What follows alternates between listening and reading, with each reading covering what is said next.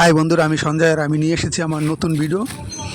কিভাবে লেবু গাছে, সে যে কোনো লেবু, কমলা লেবু হোক আর এমনি লেবু হোক, যে কোনো লেবু গাছে কিভাবে প্রচুর পরিমাণে ফুল পাওয়া যায় বা ফল পাওয়া যায় তার ভিডিও। দেখো, জানুয়ারির শেষে প্রতিটা গাছের, লেবু গাছ হোক আর মৌসুমি লেবু হোক, যে লেবুই হোক না কেন, তার পাতাগুলো এইভাবে প্রতিটা গাছ থেকে, প্রতিটা ডাল থেকে পাতাগুলোকে ঝরিয়ে ফেলতে হবে এবং ঝরিয়ে ফেলার ফলে প্রতিটা গাছে প্রচুর পরিমাণে আগা ছাড়বে বা পোট উঠবে এবং সেই আগার থেকে প্রচুর পরিমাণে ফুলের কড়ি আসবে এবং ফুল হবে প্রচুর পরিমাণে এবং ফলও প্রচুর পাওয়া যাবে। তাই আমরা প্রতিটা লেবু গাছের পাতা এইভাবে আমরা ঝরিয়ে প্রচুর পরিমাণে ফল পেতে পারি।